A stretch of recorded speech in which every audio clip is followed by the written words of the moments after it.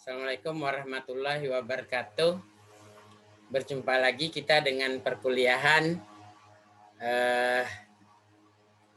dengan Pak Kaspul ya. Kali ini materi perkuliahan kita biomolekul dan metabolisme ya. Biomolekul dan metabolisme. Ya, biomolekulnya ada protein, karbohidrat, asam nukleat, lipid. Kemudian untuk metabolisme ada glikolisis, kemudian ada beta oksidasi, siklus Krebs, dan sebagainya. Inilah backgroundnya, hanya perwakilan saja. Fosforilasi oksidatif, kemudian juga di dalamnya nanti kita membahas tentang kelainan metabolisme, ya, kelainan metabolisme yang menyebabkan penyakit menurun atau penyakit genetik yang berhubungan dengan abnormalitas metabolisme ya, seperti fenilketonuria ya. Kemudian ada kelainan metabolisme protein, kelainan metabolisme karbohidrat dan sebagainya ya.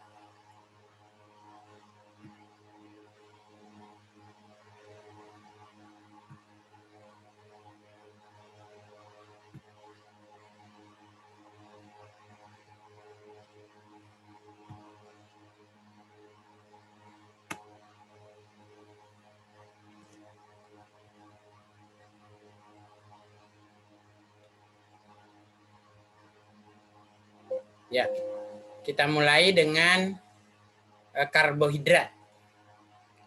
Jadi istilah biomolekul ini dari kata bio dan molekul ya, artinya molekul yang terdapat dalam tubuh makhluk hidup atau molekul yang dihasilkan oleh tubuh makhluk hidup, di mana proses sintesis dan proses penguraiannya tentu saja melibatkan reaksi metabolisme di dalam tubuh atau di dalam sel hidup.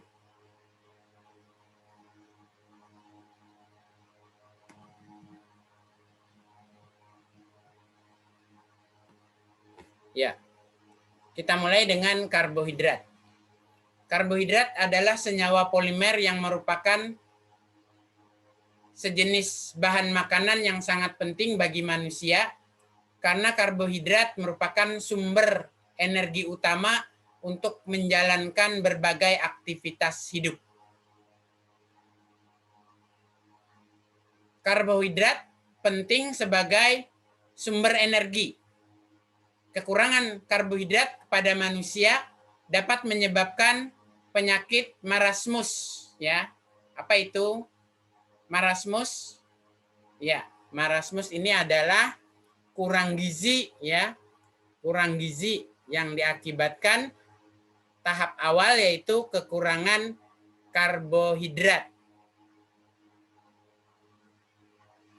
Karbohidrat terdapat dalam bahan makanan pokok seperti nasi, roti, biji-bijian, mie, dan gandum. Karbohidrat dapat dikelompokkan atau dapat digolongkan menjadi 4 bagian. Ada monosakarida, disakarida, oligosakarida, dan polisakarida. Kita mulai dengan monosakarida. Monosakarida merupakan gula sederhana yang merupakan unit yang paling kecil dari golongan karbohidrat. Sehingga monosakarida tidak dapat diurai lagi, tidak dapat dihidrolisis lagi menjadi bagian yang lebih kecil. Monosakarida berperan penting dalam proses fisiologis manusia, contohnya di glukosa, di galaktosa, di fruktosa, di ribosa, dan di oksiribosa. Di depan ini huruf D di depan ini menunjukkan dia golongan isomer optis aktif seri D, yaitu memutar bidang polar. Seri D artinya dextro, memutar bidang polarisator cahaya ke kanan. Lawannya adalah seri L ya. Seri L memutar bidang polarisator cahaya ke kiri. Golongan kedua dari karbohidrat adalah disakarida. Disakarida merupakan karbohidrat yang mengandung 2 unit monosakarida. Contohnya adalah maltosa. Maltosa ini suatu disakarida. Ada 2 buah monosakarida, yaitu glukosa dan galaktosa, yang berikatan satu dengan lainnya membentuk maltosa. Kemudian disakarida yang kedua, contohnya sukrosa atau gula tebu. Kalau maltosa tadi gula malt. Terdapat dalam malt atau gandum, sejenis gandum ya. Kemudian yang kedua sukrosa, artinya gula tebu karena banyak terdapat dalam batang tebu. Lalu batang tebu dimanfaatkan untuk menghasilkan gula pasir ya. Lalu secara ilmiah disebut dengan sukrosa. Sukrosa merupakan hasil reaksi 2 buah monosakarida, yaitu glukosa dan fruktosa. Kemudian disakarida yang ketiga adalah laktosa. Laktosa. Laktosa artinya gula susu ya, karena banyak terkandung dalam air susu. Ya, baik air susu ibu maupun air susu pada hewan mamalia yang dihasilkan oleh hewan mamalia lain seperti sapi ya, kuda, domba, beruang ya. Laktosa. Laktosa merupakan disakarida hasil gabungan 2 buah monosakarida, yaitu glukosa bergabung dengan galaktosa. Terbentuklah laktosa. Golongan ketiga dari karbohidrat adalah oligosakarida. Oligosakarida merupakan karbohidrat yang memiliki lebih dari 2 unit monosakarida sampai 8 unit monosakarida. Setiap unit monosakarida dihubungkan oleh ikatan glikosida. Ya, jadi ikatan glikosida ini terbentuk dari 2 buah monosakarida yang melepaskan 1 molekul air. Kenapa lepas 1 molekul air? Karena OH miliknya monosakarida pertama keluar supaya lepas ikatan. Sementara OH, bukan H ya, gugus H milik monosakarida yang kedua juga lepas ikatan. Sekarang masing-masing kekurangan 1 ikatan lalu bergabung membentuk ikatan glikosida. Ikatan glikosida inilah yang menghubungkan 2 molekul monosakarida menjadi 1 kesatuan. Kalau oligosakarida lebih dari 2, dari 3, 4, 5, 6, 7, sampai 8 unit monosakarida. Berikutnya yang keempat, polisakarida. Polisakarida merupakan golongan karbohidrat yang mempunyai lebih dari 8 monosakarida. Ya. Ada 2 macam polisakarida berdasarkan unit penyusunnya ya. Berdasarkan unit penyusunnya ada 2 golongan polisakarida. Yang pertama adalah homopolimer. Ya, homopolimer memiliki unit atau monomer yang sama jenisnya. Sementara yang kedua adalah heteropolimer. Heteropolimer atau heteropolisakarida memiliki dalam 1 unit monomernya ada 2 molekul yang berbeda. Kalau yang homopolimer atau homopolisakarida, monomernya atau satuannya sama ya. Untuk homopolimer atau homopolisakarida itu memiliki unit atau satuan yang sama, contohnya kanji atau jatepung atau pati, glikogen dan selulosa. ketiga-tiganya memiliki unit yang sama, satuan yang sama, atau monomer yang sama, yaitu glukosa. Sedangkan heteropolisakarida atau heteropolimer memiliki dua senyawa yang berbeda dalam setiap unit monomernya. Contohnya heparin. Ya, contohnya heparin. Sekarang, penyakit pada manusia yang disebabkan karena kelainan metabolisme karbohidrat dapat berupa diabetes mellitus, laktosa intoleransi, fruktosa intoleransi, galaktosemia, glycogen storage disease. Ya. Nah, itu contoh penyakit pada manusia yang disebabkan karena kelainan metabolisme karbohidrat. Kita mulai dengan glukosa. Glukosa merupakan suatu aldoheksosa, disebut juga dextrosa karena mempunyai sifat dapat memutar bidang polarisator cahaya ke arah kanan. Glukosa banyak terdapat pada buah-buahan dan madu lebah. Ya. Aldoheksosa maksudnya dia memiliki gugus fungsi aldehid dan golongan karbohidratnya memiliki 6 atom karbon. Jadi aldo dari kata aldehid, gugus fungsionalnya heksosa dari kata heksa plus akhiran osa, osa menunjukkan karbohidrat. Heksa 6 berarti memiliki 6 atom karbon dengan gugus fungsional aldehid. Ya. Kandungan glukosa dalam darah manusia normal, kandungan normal glukosa dalam darah yaitu 70 sampai 100 mg per 100 ml darah. Beberapa kelainan metabolisme karbohidrat diantaranya hiperglikemia, diabetes mellitus atau hiperglikemia, artinya tingginya kadar glukosa dalam darah atau kadar glukosa dalam darah melebihi kadar normal. Diabetes mellitus disebabkan karena defisiensi insulin. Ya, seseorang kekurangan hormon insulin. Gejala penyakitnya adalah hiperglikemia, glikosuria. Hiperglikemia tadi apa? Tingginya atau kadar glukosa dalam darah melebihi kadar normal.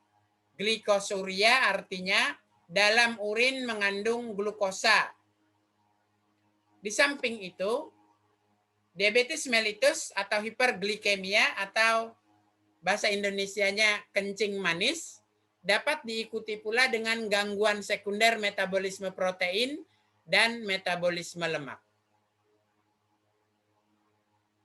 Penderita diabetes mellitus biasanya terdapat pada usia lanjut, namun ternyata banyak juga diderita oleh anak-anak remaja ya, yang dengan usia belasan tahun. Diabetes mellitus ternyata bersifat genetik ya, yang diturunkan secara otosomal resesif ya. Jadi gen otosomal yang bersifat resesif. Berikutnya fruktosa, masih monosakarida. Bahan makanan sehari-hari yang banyak mengandung sukrosa, nanti akan diurai menjadi glukosa dan fruktosa. Baik glukosa maupun fruktosa, keduanya sebagai sumber energi. Beberapa kelainan metabolisme fruktosa atau abnormalitas metabolisme fruktosa. Yang pertama, fruktosuria, metabolic disorder. Ya, disebabkan oleh kekurangan atau tidak adanya enzim fruktokinase yang secara normal berada di hati. Ya, jadi apabila seseorang normal maka orang tersebut di dalam hati memproduksi enzim fruktokinase yang nanti akan mengubah fruktosa menjadi glukosa. Tetapi apabila seseorang tersebut tidak memiliki enzim fruktokinase, maka seorang tersebut gagal metabolisme fruktosa, yaitu gagal mengubah fruktosa menjadi glukosa. Enzim fruktokinase di samping terdapat atau dihasilkan dalam hati, terdapat pula dalam saluran pankreas dan korteks ginjal.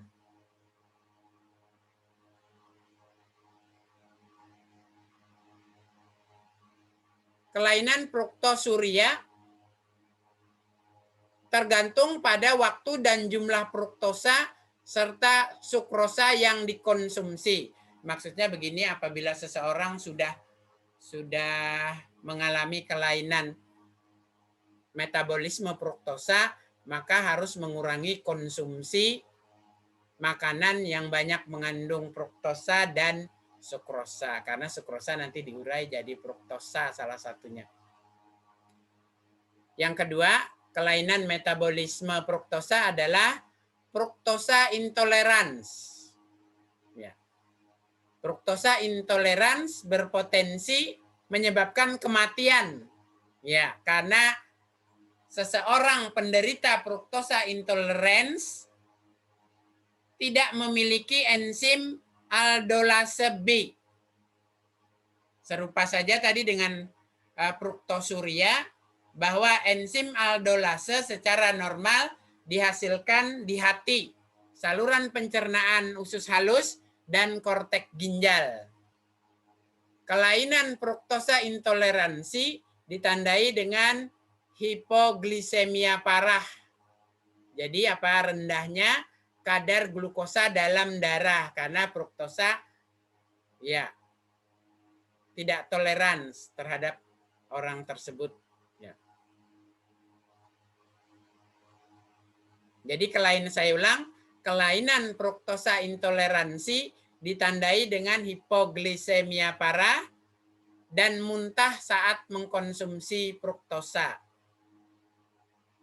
Bayi yang mengalami fruktosa intoleransi, efek muntahnya mengakibatkan kurang gizi, ya, kurang gizi, kemudian penyakit kuning, hepatomegali, hemorrhage, dan bahkan gagal hati sampai menyebabkan kematian. Kemudian yang ketiga, kekurangan fruktosa 1,6-bifosfatase. Berarti orang ini tidak memiliki enzim atau kurang enzim fruktosa 1,6-bifosfatase. Sehingga penderita atau orang ini mengalami peradangan pada hepatik gluconeogenesis dan gejala hipoglikemia, hiperventilasi, ya, bernapas cepat, ketosis ini tingginya kadar keton dalam darah, dan laktat asidosis, ya, laktat asidosis. Keasaman tingginya kandungan asam laktat. Berikutnya metabolisme galaktosa. Galaktosa dimetabolisme dari gula susu, ya, yaitu laktosa. Karena laktosa tadi hasil gabungan atau hasil reaksi dua buah monosakarida galaktosa dan glukosa. Jadi air susu mengandung laktosa lalu di usus halus dicerna oleh enzim laktase menjadi glukosa dan galaktosa. Dari hasil ini galaktosa akan dapat memasuki reaksi glikolisis lewat isomerisasi galaktosa menjadi glukosa, ya. Lalu glukosa berubah menjadi glukosa 1 fosfat. Selanjutnya ikut jalur metabolisme glikolisis seperti umumnya. Peranan metabolisme galaktosa dalam klinik. Ada 3 penyakit kelainan metabolisme galaktosa. Yang pertama, galaktosemia klasik. Ya, disebabkan oleh tidak adanya enzim. 2 macam enzim tidak ada. Pertama, tidak ada enzim galaktosa 1 fosfat uridil transferase. Kemudian enzim yang kedua tidak ada adalah enzim galaktokinase. Efeknya penderita muntah-muntah dan diare terjadi saat minum susu. Karena itu disebut juga dengan galaktosa intoleransi. Yang kedua, penemuan klinis dari kelainan ini, kelainan galaktosa maksudnya adalah gagal fungsi hati. Ya, sehingga dapat menyebabkan sirosis hati. Kemudian gejala lain adalah tingginya kadar galaktosa dalam darah atau hipergalaktosemia. Di samping itu terjadi pula hiperkloremik metabolic acidosis. Terjadi ekskresi galaktitol urin dalam urin ya. Dalam urin mengandung galaktitol. Dan hiperaminoasiduria. Nah, apabila seseorang mengalami kelainan metabolisme galaktosa yang ini ya, maka di dalam bahan makanannya dihindari kandungan galaktosa. Galaktosemiasis dapat menyebabkan kebutaan, kerusakan hati yang fatal. Ya, jadi kebutaan terjadi bersama-sama dengan perubahan galaktosa dalam peredaran darah menjadi galasitol gula alkohol oleh enzim NADPH dependent galaktosa reduktase. Enzim ini terdapat pada jaringan saraf dan lensa mata. Tingginya konsentrasi galaksitol bisa menyebabkan katarak. Ya. Nah, jadi untuk mengurangi gejala dan penyakitnya, seperti tadi sudah dijelaskan, adalah mengurangi asupan makanan yang mengandung laktosa, karena laktosanya sebagai sumber galaktosa.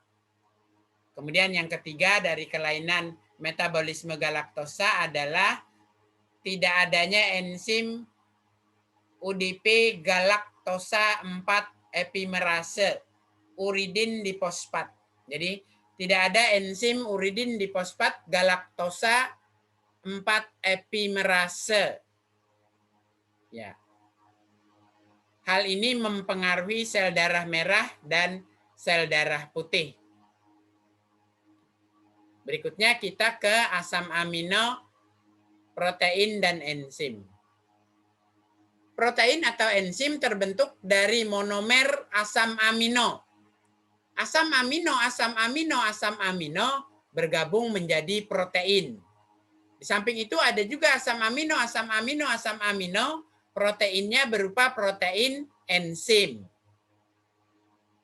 Ya, sekarang kepentingan biomedik hubungannya dengan asam amino, protein, dan enzim. Yang pertama, bahan makanan manusia harus mengandung 10 macam asam amino esensial. Karena manusia atau hewan atau makhluk hidup tingkat tinggi lainnya tidak bisa mensintesis ke-10 asam amino esensial. Kalaupun bisa, jumlahnya tidak memadai. Sehingga perlu dapat asupan dari bahan makanan yang mengandung asam amino esensial. Jadi asam amino esensial artinya asam amino yang sangat diperlukan oleh tubuh lewat bahan makanan. Kenapa? Karena manusia atau hewan tingkat tinggi lainnya tidak dapat memproduksi sendiri asam amino esensial.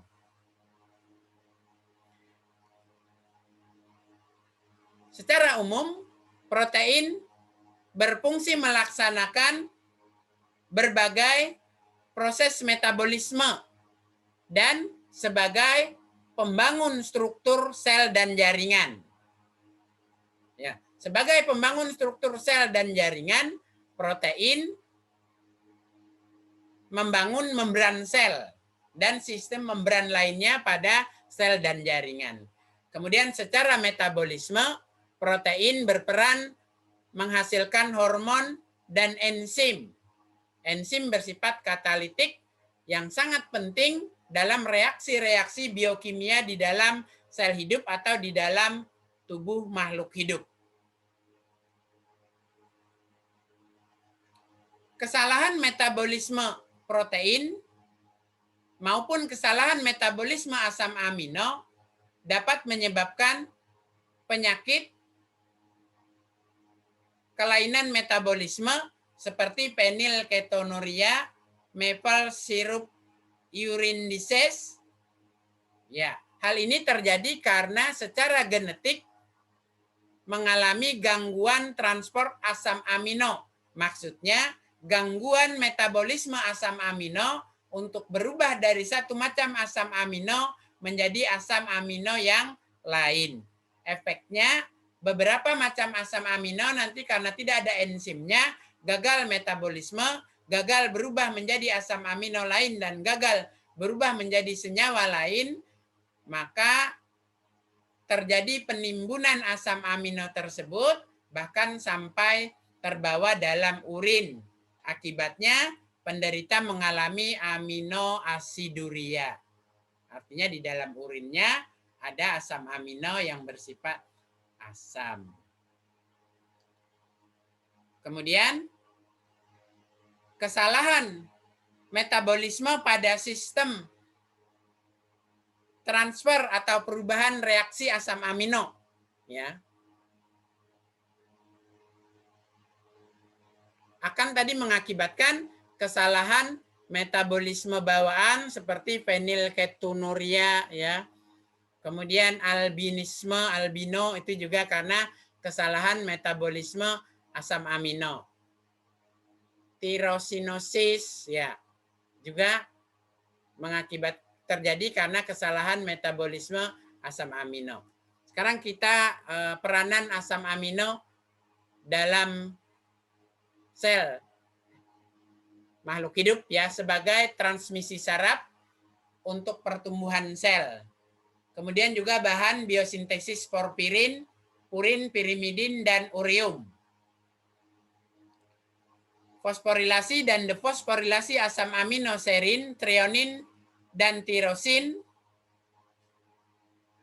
ini berperan dalam nanti siklus Krebs, ya. Kemudian penghantaran sinyal yang digunakan oleh sel untuk berkomunikasi dan bereaksi dengan lingkungannya, hubungannya dengan impuls syaraf, ya. Asam amino L-alfa amino dalam senyawa peptida dengan bobot molekul rendah berperan penting sebagai hormon.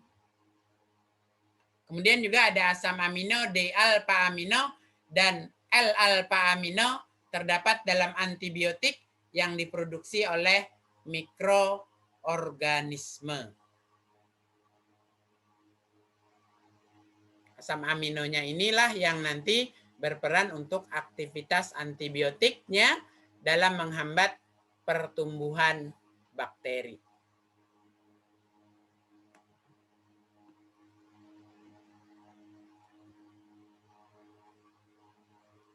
Fungsi biologi asam amino. Yang pertama sebagai penyusun atau pembentuk protein, termasuk pembentuk enzim. Asam amino juga sebagai kerangka dasar sejumlah senyawa penting dalam metabolisme, terutama vitamin, hormon, dan asam nukleat. asam amino juga berperan sebagai kofaktor, yaitu pengikat ion logam dalam reaksi enzimatik, ya. Tadi sudah disinggung, ada asam amino esensial dan ada asam amino non esensial, ya. Jadi ada kurang lebih ada 20 asam amino, 10-nya esensial, yang 10 lagi non esensial. Yang esensial tadi diperlukan dalam bahan makanan, harus ada dalam bahan makanan karena tubuh tidak mampu memproduksi sendiri. Kalaupun mampu tapi tidak mencukupi.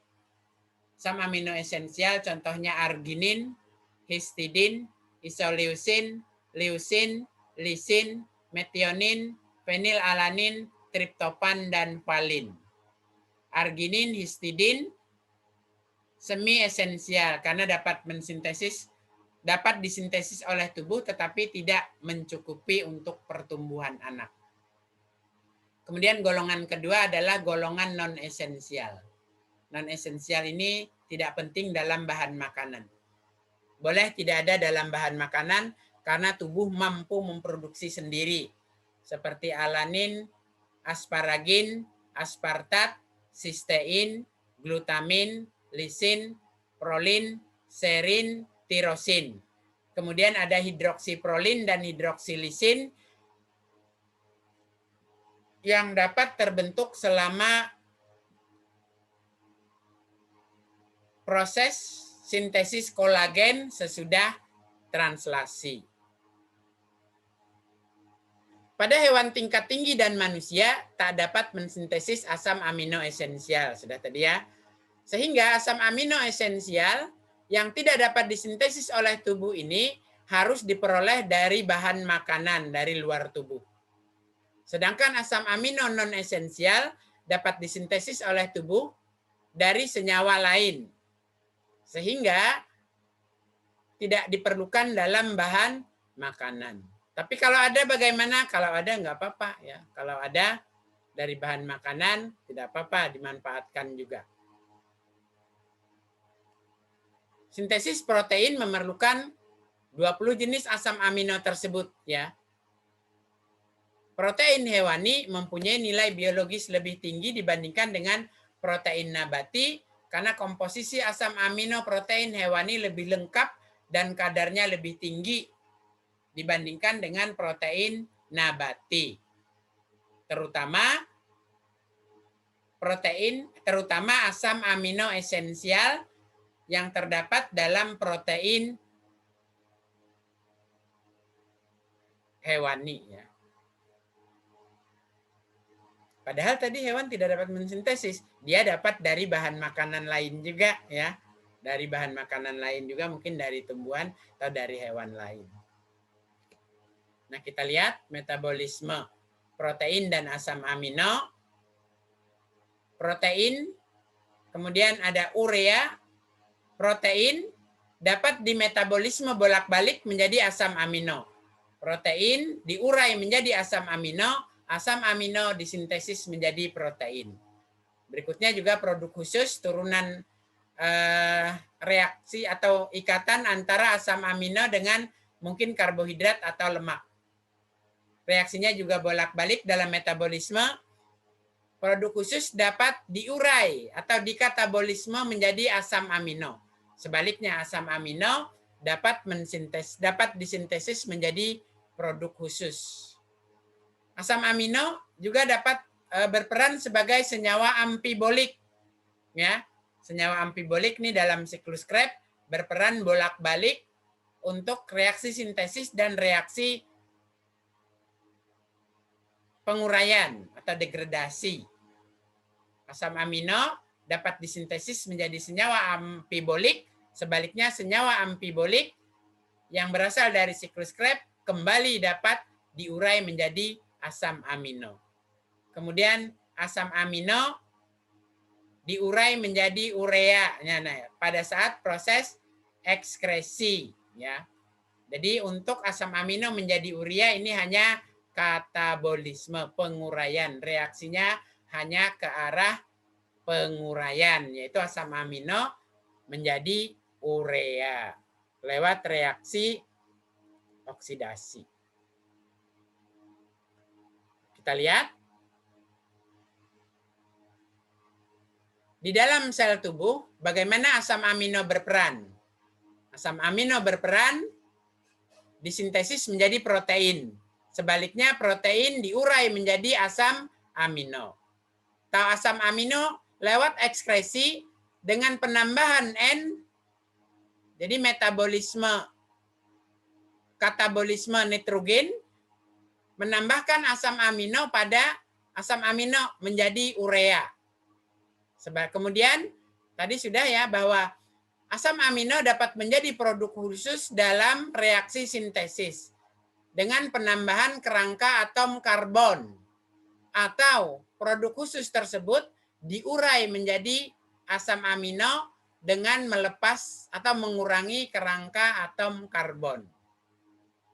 Kemudian juga asam amino dapat terlibat sebagai senyawa amfibolik dalam siklus Krebs. Ya, dalam siklus Krebs. Senyawa amfibolik ini di dalam siklus Krebs nanti akan menghasilkan energi. Nah, bersamaan dengan perubahan senyawa amfibolik untuk menghasilkan energi ini disintesis menjadi senyawa lain. Kita lihat panah reaksinya tergantung pada kondisi metabolisme tubuh seseorang. Ya. Apabila asam amino berlebih dalam tubuh, maka akan disintesis menjadi protein.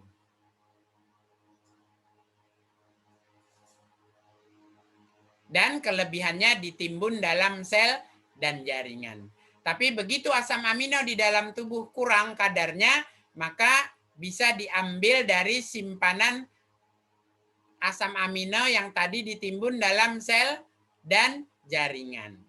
Bila masih banyak kadar asam amino ditimbun dalam bentuk protein dalam sel dan jaringan, lalu disimpan lagi menjadi lemak sebagai cadangan energi. Jadi lemak tak hanya sumbernya berasal dari karbohidrat dan lemak itu sendiri, dari protein dan asam amino juga kalau kadarnya berlebih dan ditimbun dalam sel dan jaringan, akhirnya diubah menjadi cadangan makanan berupa lemak. Nah, kita kembali ya. Tadi sudah disinggung pada slide sebelumnya bahwa apabila asam amino dari bahan makanan yang kita peroleh berlebihan, maka asam amino tersebut digunakan untuk sintesis protein, untuk sintesis produk khusus seperti serotonin, hormon, dan lain-lain. Kemudian sisanya memasuki jalur reaksi katabolisme, di mana dengan penambahan nitrogen dibuang menjadi urea bersama dengan urin. Atau dengan penambahan atom karbon diubah menjadi senyawa amfibolik, misalnya dalam siklus asam sitrat atau dalam siklus Krebs. Berlebih lagi, asam amino dan protein berlebih lagi, selanjutnya disintesis menjadi lemak dan glikogen.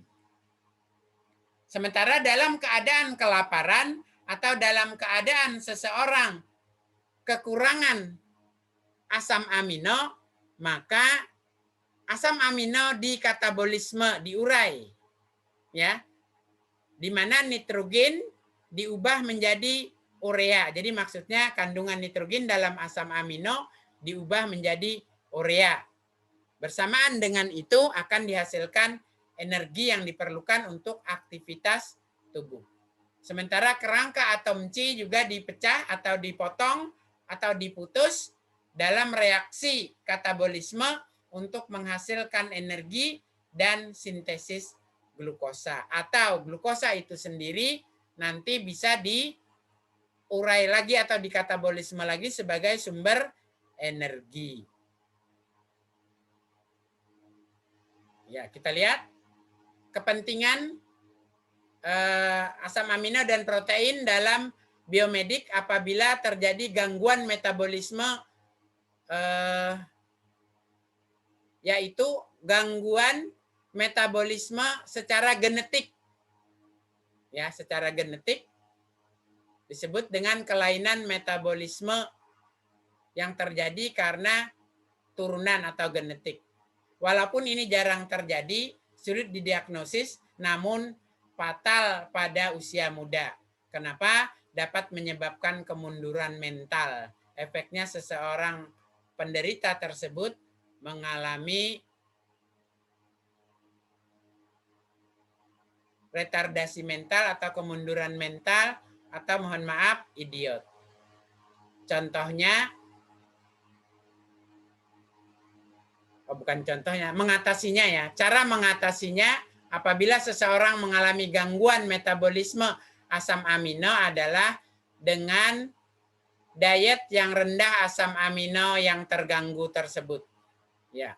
Misalnya fenilketonuria berarti diet atau makanan anak yang mengalami gangguan fenilketonuria harus tidak mengandung fenilalanin supaya menghindari penyakitnya makin parah. Atau bisa pula dilakukan dengan terapi gen. Ya, jadi terapi gen ini berarti dengan bioteknologi menyambung gen-gen yang tidak menyelipkan gen-gen penghasil fenilalanin hidroksilase ke dalam sel-sel penderita ini. Dengan bioteknologi kita bisa menyisipkan gen-gen fenilalanin hidroksilase dalam sel tubuh penderita, tentu saja dengan cara dan teknik serta mekanisme bioteknologi bagaimana memutus dan menyambung gen yang semula tidak ada menjadi ada. Ya. Lalu gen tersebut diinkubasi, ditanam di sel orang penderita tersebut. Tetapi mekanismenya atau prosesnya tidak semudah yang saya jelaskan. Ya. Tidak semudah yang saya sebutkan. Kita lihat gangguan metabolisme asam amino. Jadi sebenarnya di dalam jalur metabolisme asam amino itu terjadi reaksi berantai, ya, terjadi reaksi berantai.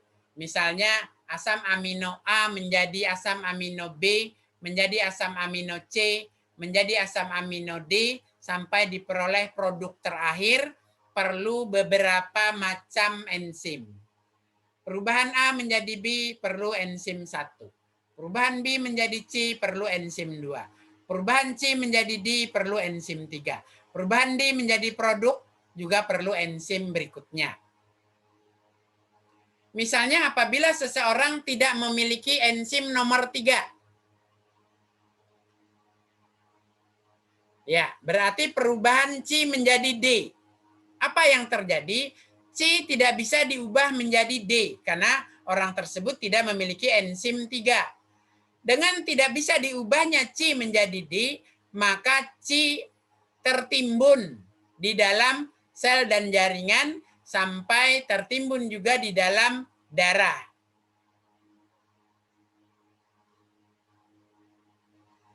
Penimbunan C karena tidak bisa diubah menjadi D dapat mengakibatkan kelainan metabolisme yang berefek pada penyakit metabolisme. Kita lihat contohnya di bawah ya. Misalnya alkaptonuria. Alkaptonuria ini gangguan metabolisme tirosin. Ya. Tirosin tidak bisa diubah karena tidak memiliki enzim homogentisat oksidase.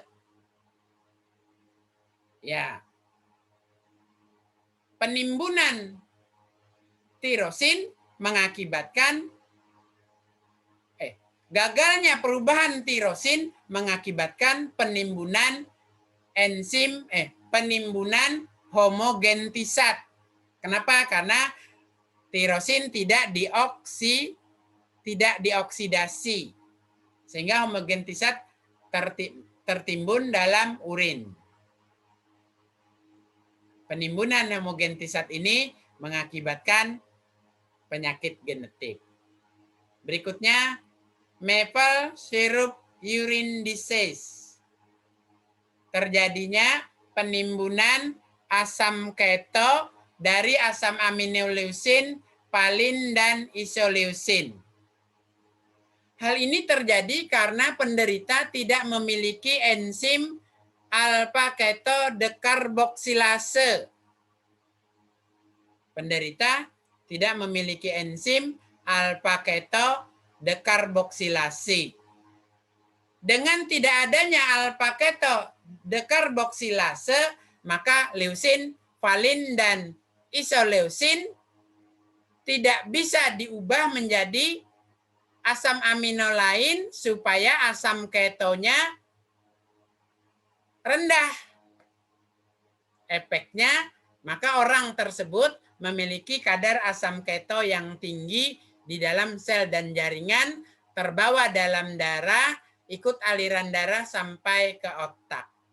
Tingginya asam keto di dalam darah sampai ke otak ini mengakibatkan rusaknya sel-sel otak, sehingga juga terjadi gangguan pada perkembangan otak, ya, retardasi mental. Ya. Berikutnya, penyakit Hartnup. Penyakit Hartnup terjadi karena secara genetik seseorang gagal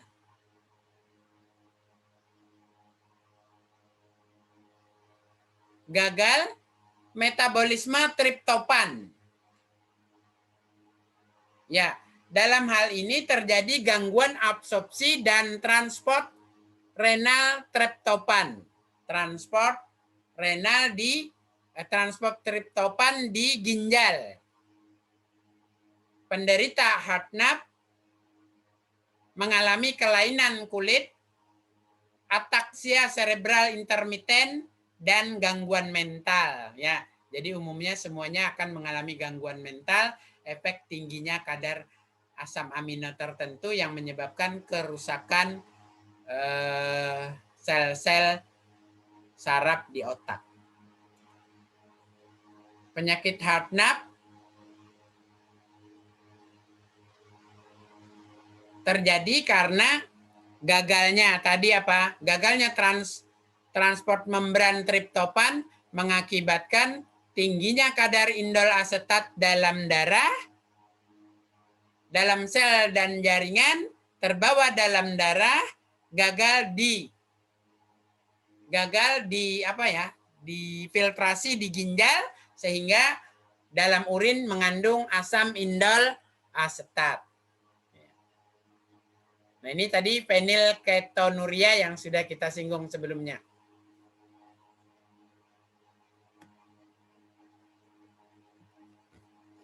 Fenilketonuria adalah penyakit metabolik bawaan yang disebabkan oleh kurang atau tidak adanya enzim fenilalanin hidroksilase.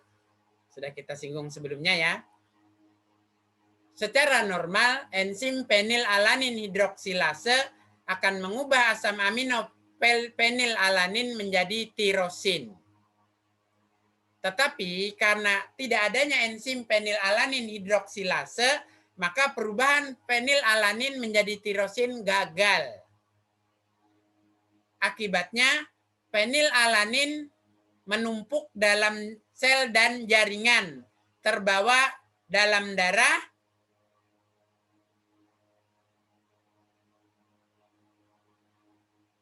terbawa dalam darah. Jadi fenilalanin menumpuk dalam sel dan jaringan atau tertimbun dalam sel dan jaringan, terbawa dalam darah. Tingginya kadar fenilalanin tentu saja diikuti dengan rendahnya kadar tirosin, karena fenilalanin tidak bisa diubah menjadi tirosin. Fenilalanin kadarnya tinggi, tirosin kadarnya rendah.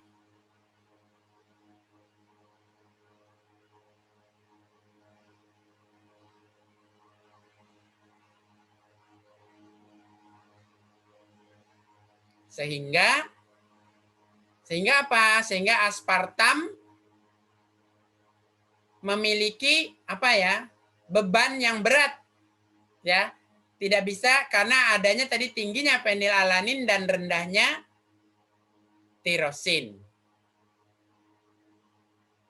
Tingginya kadar fenilalanin di dalam darah ikut aliran darah sampai ke otak, merusak sel-sel saraf di otak sehingga menyebabkan anak yang menderita fenilketonuria mengalami kemunduran mental atau keterbelakangan mental sampai akhirnya jadi, mohon maaf, idiot.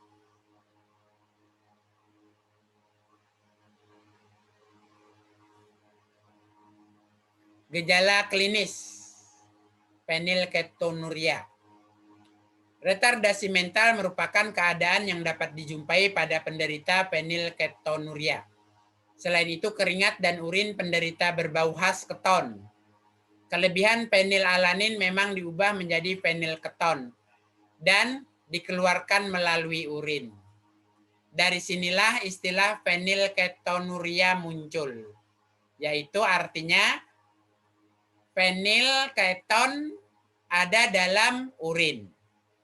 Penderita fenilketonuria juga cenderung bermata biru dan berambut pirang. Hal ini disebabkan oleh rendahnya kadar tirosin darah yang mengakibatkan menurunnya produksi pigmen melanin. Tapi tidak semua orang mata biru ya fenilketonuria. Efeknya, efek samping saja menjadikan mata biru, bukan karena mata biru secara gen, secara keturunan. Berikutnya, kelainan berikutnya aminoasiduria. Aminoasiduria yaitu ditandai dengan adanya asam amino dalam urin. Seharusnya kan dalam urin normal tidak ada asam amino. Ya, adanya asam amino di dalam urin disebabkan karena kelainan metabolisme seperti penyakit hati kronis dan kelainan ginjal.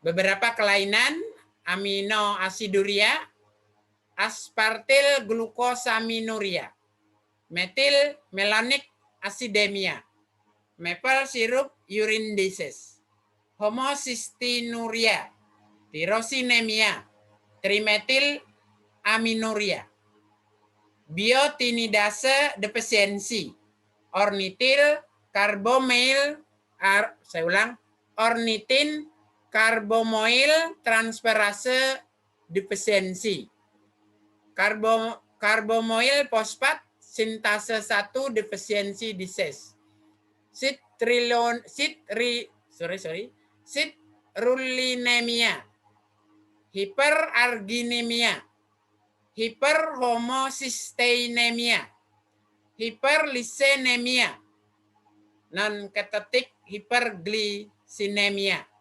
propionic acidemia, dan hiperprolinemia. Semuanya adalah kelebihan kadar asam amino. Sehingga asam amino terbawa dalam urin. Nah ini struktur molekul protein. Struktur molekul protein itu ada 3 macam, yaitu protein primer. Protein primer adalah protein yang dibangun oleh asam amino dalam urutan rantai lurus. Ya, dalam urutan rantai lurus. Kemudian nanti urutan rantai lurus dari protein primer ini akan terpilin. Ada terpilin alfa dan ada terpilin beta. Protein terpilin alfa atau alfa helik dan protein terpilin beta atau beta sheet merupakan protein sekunder. Ya, kalau alfa helik tadi berupa lilitan rantai asam amino, kalau beta sheet merupakan lempeng beta atau lembaran, ya, lembaran. Tapi dua-duanya adalah protein sekunder. Protein sekunder, lilitan alfa dan lilitan beta terjadi karena adanya ikatan tiol SH, ya, ikatan tiol atau ikatan sisa hidroksil dan sisa H pada gugus amino dan pada gugus karboksil. Kemudian struktur sekunder akan melilit-lilit lagi sehingga membentuk seperti 3 dimensi seperti bola, disebut struktur tersier. Ya, dia berbentuk berupa gumpalan atau seperti bola 3 dimensi. Biasanya protein struktur tersier merupakan protein fungsional yang memiliki fungsi tertentu dalam metabolisme, misalnya protein enzim.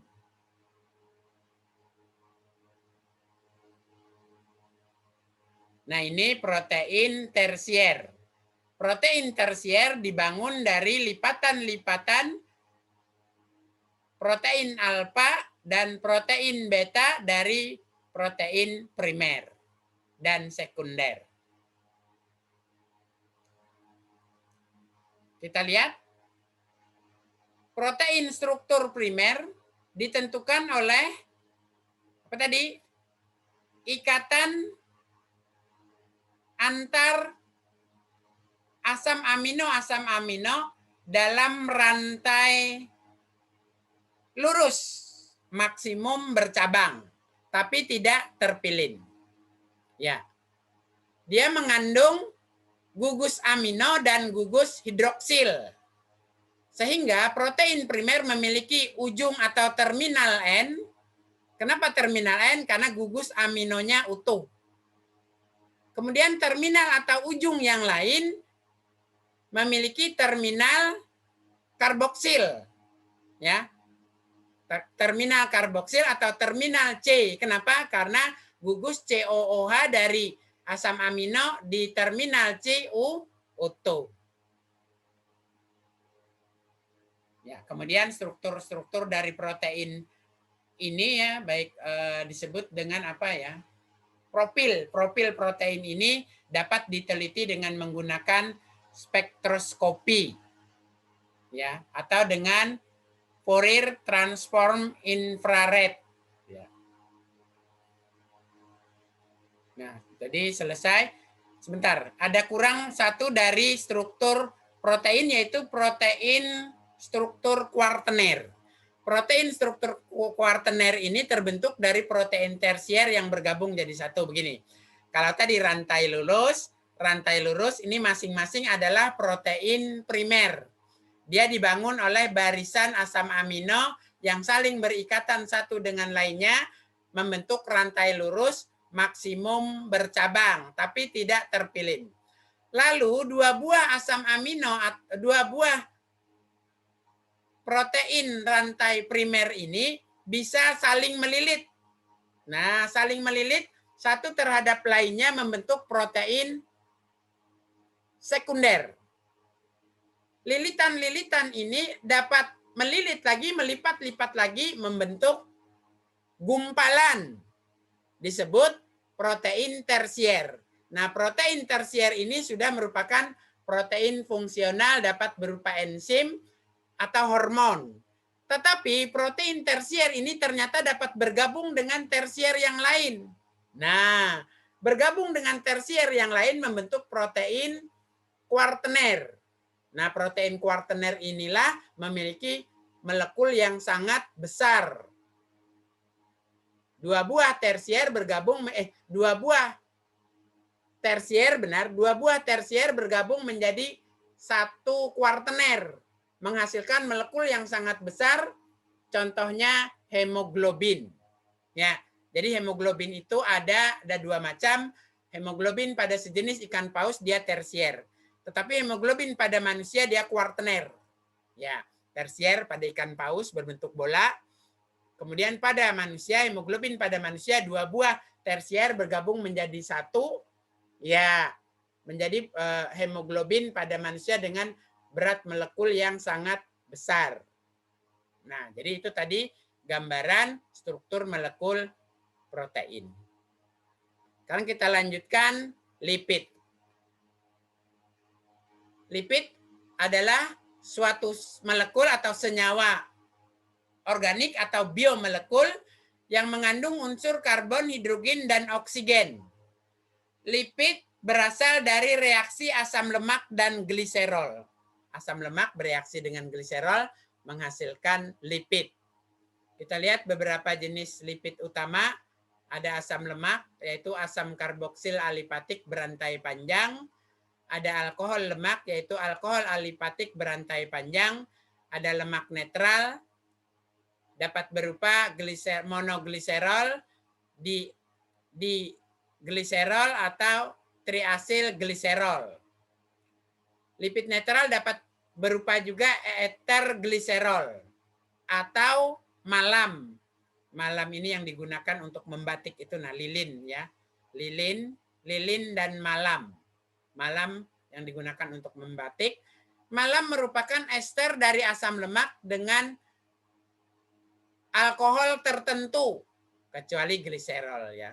Kalau gliserol dia nanti jadi triasil gliserol. Lipid yang lain nomor 4, fosfogliserida, kurang ketikannya itu. Fosfogliserida yaitu turunan dari asam fosfat, berhubungan pembangun membran sel. Kemudian ada sphingolipid, fungsinya berhubungan dengan jaringan sistem saraf. Kemudian terpena atau terpen. Terpena misalnya minyak esensial dan zat aromatik. Ya, minyak esensial dan zat aromatik. Misalnya pada apa ya? Pada cengkeh, wanginya cengkeh itu terpena. Atau wanginya bunga itu mengandung terpena. Sehingga dari zat-zat aromatik yang dihasilkan oleh tumbuhan disuling lalu menghasilkan parfum. Berikutnya yang ketujuh, steroid. Misalnya kolesterol dan hormon steroid. Di samping itu ada juga nomor 8, lipid terkonjugasi, ya, lipid yang berikatan dengan senyawa lain, misalnya lipoprotein yang larut dalam air. Kemudian ada proteolipid. Kalau lipoprotein sama-sama ya, dia berikatan dengan protein. Kemudian ada proteolipid yang tidak larut dalam air. Di samping itu ada juga lipopolisakarida, lipid yang mengikat polisakarida. Kemudian turunan lipid yang lain ada berupa prostaglandin, ya, prostaglandin hormon ini yang terdapat pada sel dan jaringan secara umum. Ya, kemudian ada hidrokarbon itu, tapi kalau hidrokarbon bukan golongan lipid ya. Tetapi nanti ada di dalam hidrokarbon itu ada gugus karboksil ya, ada gugus aldehid, ada gugus ester yang nanti bisa membentuk lipid.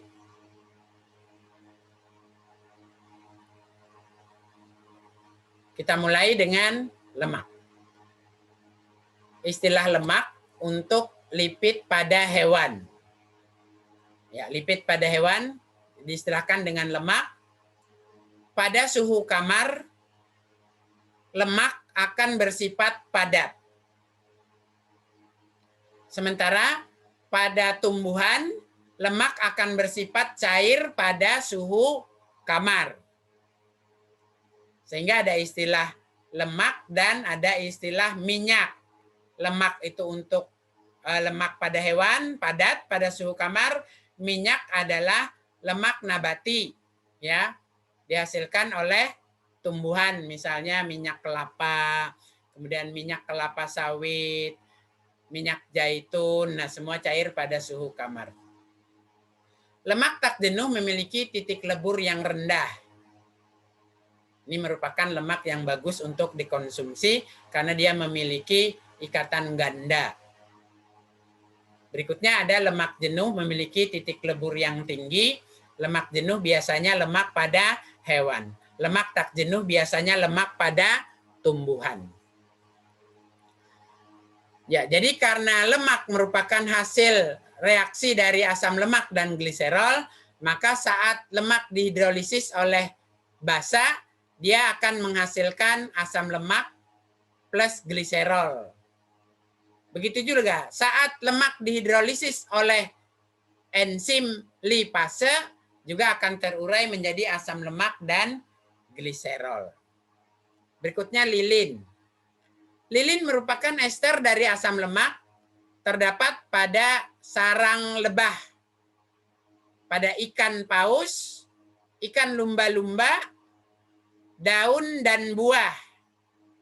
Pada daun dan buah jelas membentuk lapisan lilin atau yang disebut dengan kutikula. Daun dan buah, lapisan lilin atau lapisan kutikula ini menghindari agar tidak terjadi penguapan air yang berlebihan atau air dari luar tidak bisa masuk ke dalam daun dan buah. Yang bisa masuk hanya lewat stomata berupa uap air. Lilin tidak mudah dihidrolisis, karena itu lilin bukan bahan makanan untuk dikonsumsi. Yang ketiga, fosfolipid. Disebut juga fosfogliserida.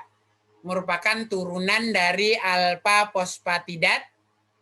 Contohnya kolin, serin, inositol, etanol amin, dan lain-lain.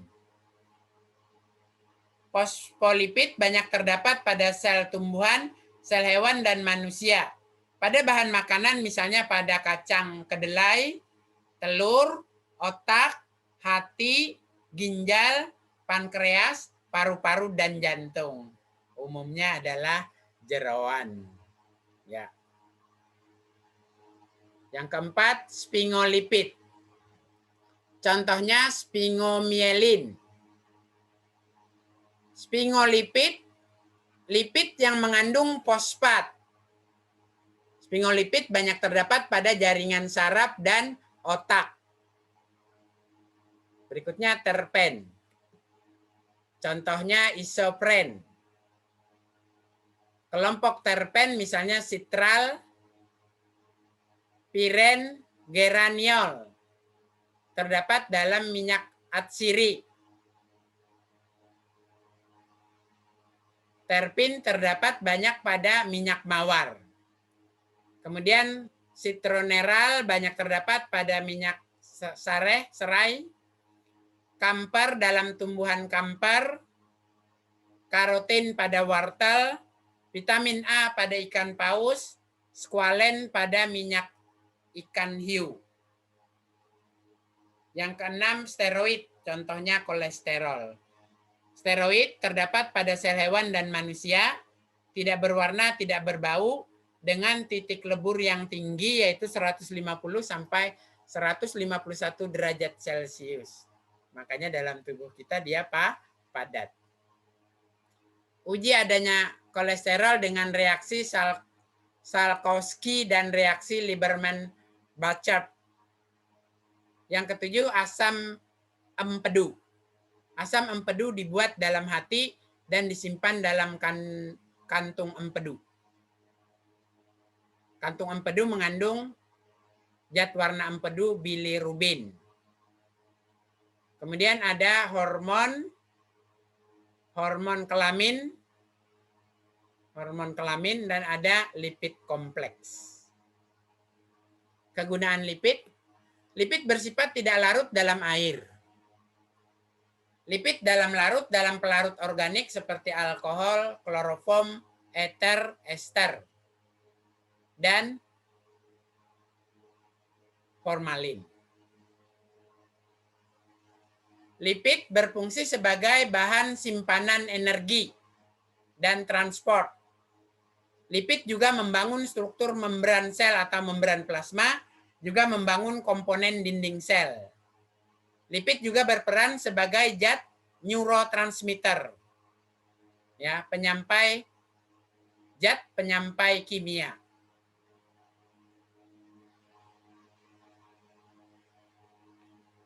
Beberapa komponen lipid misalnya lemak, minyak, lilin, steroid, dan fosfolipid. Lemak dan minyak sebagai bahan sumber energi memiliki atau menghasilkan energi 2 kali sampai 3 kali lipat dari hasil oksidasi glukosa. Jadi hasil oksidasi lemak dan minyak itu menghasilkan energi yang lebih tinggi dibandingkan dengan energi hasil oksidasi glukosa. Bisa 2 sampai 3 kali lipat energi yang dihasilkan dari oksidasi lemak. Lilin banyak terdapat pada kutikula daun, batang, dan buah pada tumbuhan untuk mencegah kehilangan air dan melindungi tumbuhan dari serangan patogen. Nah, jadi ini kita lanjutkan dengan gangguan metabolisme lemak. Yang pertama, obesitas atau kegemukan. Obesitas terjadi apabila seseorang memiliki kalori yang lebih besar dibandingkan kalori yang dimetabolisme. Terjadi pada seseorang hipopituitarisme dan hipotiroidisme.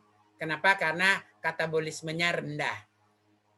Kalori yang dibutuhkan akan menurun, mengakibatkan berat badan seseorang tersebut makin naik, meskipun diberi makanan tidak berlebihan karena tadi katabolisme rendah.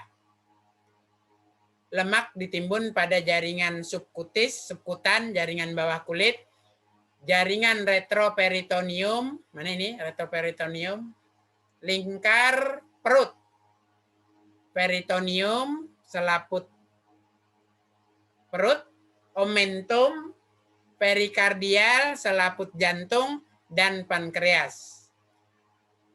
Obesitas dapat mengakibatkan hipertensi berat, diabetes, dan penyakit jantung. Berikutnya hiperlipemia. Jumlah lipid dalam darah total dan kolesterol meningkat. Biasanya hiperlipemia terdapat pada seseorang yang menderita diabetes mellitus yang tidak diobati, hipotiroidisme, nephrosis lupoid, penyakit hati, sirosis biliaris, xanthomatosa, hiperlipidemi, hiperkolesterolemi. Penimbunan lemak terjadi di dinding pembuluh darah dapat mengakibatkan arteriosklerosis, penyumbatan dinding pembuluh darah oleh lemak. Berikutnya defisiensi lemak. Kekurangan lemak terjadi pada saat starvation, kelaparan, gangguan penyerapan, malabsorption, penyakit celiak, sprue, penyakit Whipple. Semuanya adalah gagal penyerapan. Saat seseorang defisiensi lemak, tubuh terpaksa mengambil kalori dari simpanannya karena intake lemak dari bahan makanan kurang. Mula-mula dipakai adalah karbohidrat dan lemak, dan hanya terjadi pada keadaan gizi buruk. Tetapi apabila gizi buruknya berkelanjutan, akhirnya protein yang diambil dari jaringan. Bila protein yang sekarang yang diambil dari jaringan, seseorang tersebut akan mengalami kekurangan protein. Ya, kurang gizi yang disebut dengan kwashiorkor, ya, busung lapar. Pada penyakit Whipple selain defisiensi lemak, juga akan terjadi defisiensi protein, karbohidrat, dan vitamin. Ya, nah selesai pembahasan kita tentang biomolekul dan metabolisme beserta penyakit metabolismenya. Ya, kalau ada pertanyaan silahkan ketik di komen. Temannya yang lain kalau bisa menjawab pertanyaan tersebut bisa ketik juga di tanggapan, ya, di tanggapan untuk pertanyaan tersebut. Nanti saya cek apakah diskusi pertanyaan dan jawaban Anda semua sudah betul atau sudah sempurna. Kalau masih ada kekurangannya nanti saya tambahkan jawabannya. Atau kalau tidak dijawab sama sekali nanti saya yang jawab atau mungkin ada pemirsa lain yang bisa menjawab, ya. Nah, demikian tadi kuliah kita hari ini dengan pokok bahasan atau dengan materi biomolekul dan metabolismenya. Ya. Silakan berdiskusi lewat komen. Semoga apa yang kita kerjakan hari ini bermanfaat dan membawa berkah bagi kita semua. Saya akhiri kuliah kita dengan Assalamualaikum warahmatullahi wabarakatuh. Salam, dadah.